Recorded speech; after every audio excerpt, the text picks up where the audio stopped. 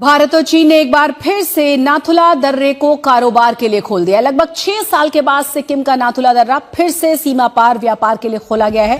समुद्र तल से 4,302 मीटर की ऊंचाई पर स्थित नाथुला दुनिया के सबसे ऊंचे माउंटेन पास में से एक है। चाइना ने अचानक से भारत के सारे दरवाजे खोलने शुरू कर दिए, हमारे साथ ट्रेड बाय रोड शुरू कर दिया और ये शुरू हुआ है कल से 1 अगस्त से। इतनी मेहरबानी क्यों?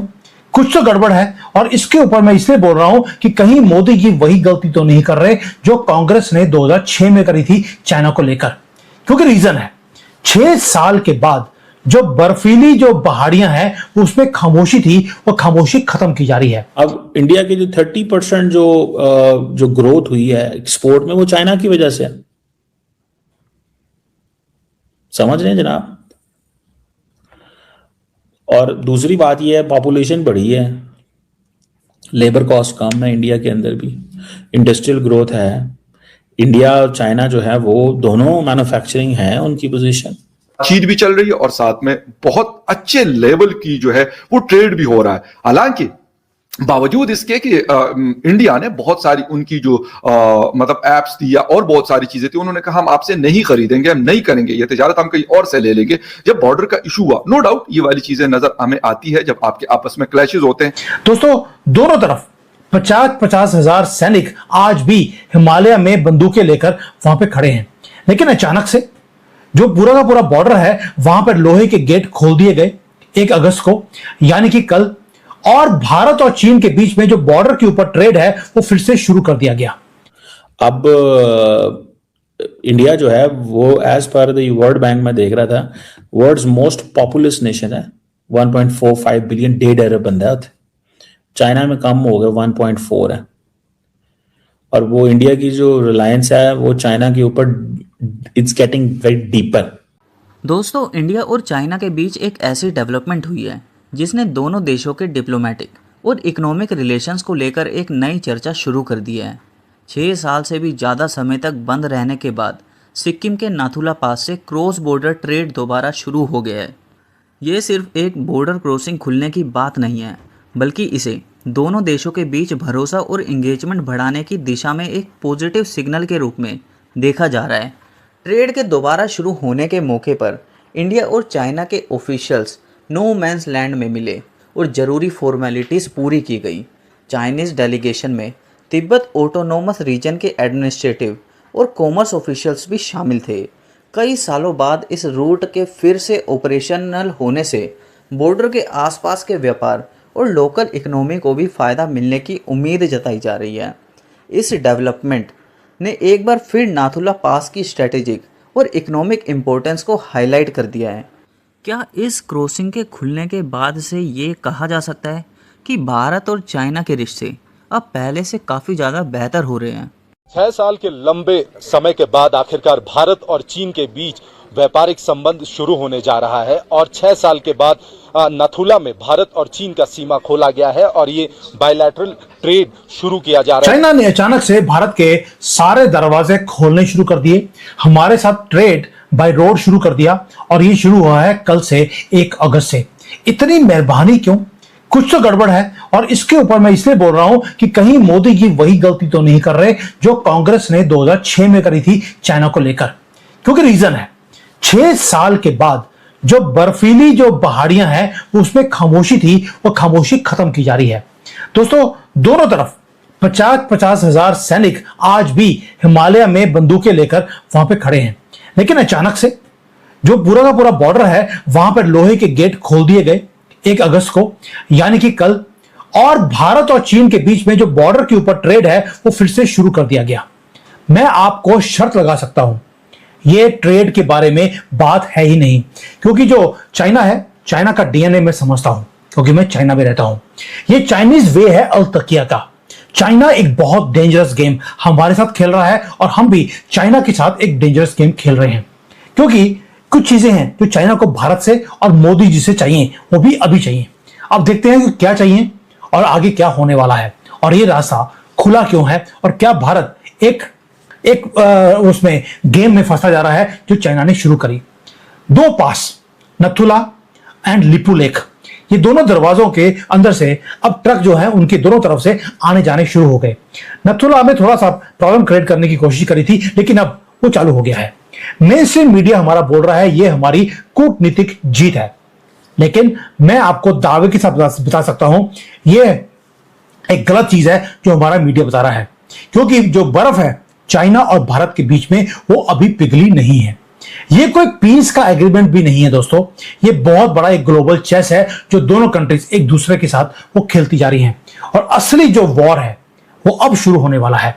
ये कोई फिजिकल वॉर या मिलिट्री का वॉर नहीं, ये डिप्लोमेटिक, इकोनॉमिक एंड ट्रेड का वॉर है जो तीनों कंबाइन होकर दोनों कंट्रीज खेल रही हैं। इस कहानी को समझने के लिए आपको थोड़ा सा पीछे आपको जाना पड़ेगा। मैं गलवान घाटी में 2020 में क्या हुआ उसकी बात नहीं कर रहा, ये कर रहा हूं 2025 में, एक साल पीछे। अमेरिका ने क्या किया?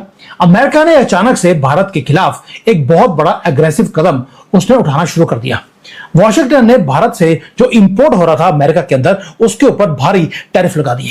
हमारा कसूर सिर्फ एक था कि हम अपनी शर्तों पर इंडियन रुपी में हम रूस से सस्ता तेल हम खरीद रहे थे। अमेरिका का जो डॉलर है उसने डॉलर को हथियार बनाकर हमारे खिलाफ हमें डराना शुरू कर दिया और चलाना भी शुरू कर दिया। क्या बोला? रशिया को डॉलर के सिस्टम से बाहर निकाल दिया और हमें बोलता है कि अगर रशिया से तेल खरीदना है तो डॉलर में खरीदिए। वो पॉसिबल नहीं था, क्योंकि और इसलिए हम भी डरे नहीं। हमने क्या किया? साउथ ब्लॉक के अंदर जो मोदी जी बैठे हैं उन्होंने एक ऐसा पलटवार किया जिसके कारण अमेरिका की पूरी सोच और स्ट्रेटजी वो दोनों को हमने हिला के रख दिया। अमेरिका ने सोचा नहीं था कि कभी हम ये काम करेंगे। उसी महीने में प्रधानमंत्री मोदी अचानक चीन पहुंच जाते हैं। मुद्दा यह था या बहाना यह था कि एससीओ की मीटिंग है, वहां पे मोदी जी चले गए। लेकिन असली खेल वो हुआ बंद कमरे के अंदर, जहां पर मोदी जी और शी जिनपिंग दोनों बीच में बैठकर बात कर रहे थे। अब इंडिया की जो 30% जो ग्रोथ हुई है एक्सपोर्ट में वो चाइना की वजह से है। समझ रहे हैं जनाब? और दूसरी बात यह है पॉपुलेशन बढ़ी है, लेबर कॉस्ट कम है इंडिया के अंदर भी, इंडस्ट्रियल ग्रोथ है। इंडिया और चाइना जो है वो दोनों मैन्युफैक्चरिंग है उनकी पोजीशन, ठीक है जी। अब इंडिया जो है वो as per the world bank में देख रहा था वर्ल्ड्स मोस्ट पॉपुलस नेशन है, 1.45 बिलियन 1.5 अरब बंदा है। चाइना में कम हो गया 1.4 है। और वो इंडिया की जो रिलायंस है वो चाइना के ऊपर it's getting very deeper. Chinese जो डोमिनेंस है मैन्युफैक्चरिंग में वो बढ़ती जा रही है। और so this is something significant. Let's see कि क्या किधर ये चीजें चलती हैं, बट मुझे ये लगता है कि ये एक इट्स अ ट्रैप, ये ट्रैप है। And people those who are in Chinese India की वो मार्केट के अंदर हैं, they know it very well कि क्या है। ठीक है ना जी।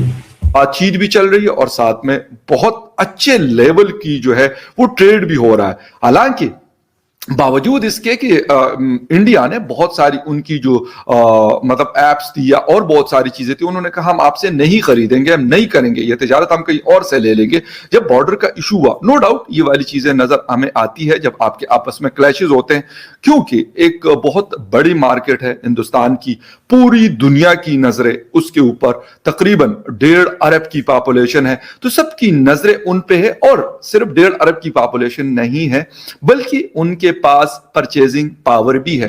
बड़ी बड़ी पॉपुलेशन तो शायद और ममालिक भी है दुनिया में, और मुल्क ममालिक के पास भी है, लेकिन शायद परचेजिंग पावर उस तरह का नहीं। दोस्तों, नाथुला पास का इतिहास भी काफ़ी ज़्यादा महत्वपूर्ण रहा है।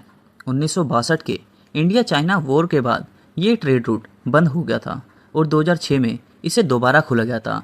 इसके बाद कई सालों तक यहाँ से क्रॉस बॉर्डर ट्रेड चलता रहा, लेकिन 2020 में कोविड-19 पैंडेमिक के दौरान इसे सस्पेंड कर दिया गया। अब 6 साल से अधिक समय के बाद इसका फिर से शुरू होना दोनों देशों के इकोनॉमिक इंगेजमेंट के लिए एक पॉजिटिव डेवलपमेंट माना जा रहा है। हालांकि बॉर्डर से जुड़ा अन्य मुद्दे अब भी मौजूद हैं, लेकिन ट्रेड रूट का खुलना प्रैक्टिकल कोऑपरेशन की दिशा में एक महत्वपूर्ण कदम माना जा रहा है। हम जानते हैं कि भारत एक बड़ी इकोनॉमी है और चाइना भी काफ़ी ज़्यादा बड़ी इकोनॉमी है, तो ट्रेड को बंद ना करना दोनों देश के लिए फ़ायदेमंद है। बॉर्डर पर डिस्प्यूट्स चल रहे हैं और हमें उन्हें जल्द से जल्द सुलझाना भी चाहिए, लेकिन इससे हमारी इकोनॉमी को इफ़ेक्ट नहीं पड़ना चाहिए। इस वजह से भी चाइना और भारत ने ये फैसला किया कि ये जो बॉर्डर क्रॉसिंग है इसे खोलेंगे और जो पहले यहाँ से ट्रेड होती थी रोड के ज़रिए वो फिर से शुरू की जाए। इससे दोनों इकोनॉमीज़ को काफ़ी ज़्यादा बेनिफिट होगा।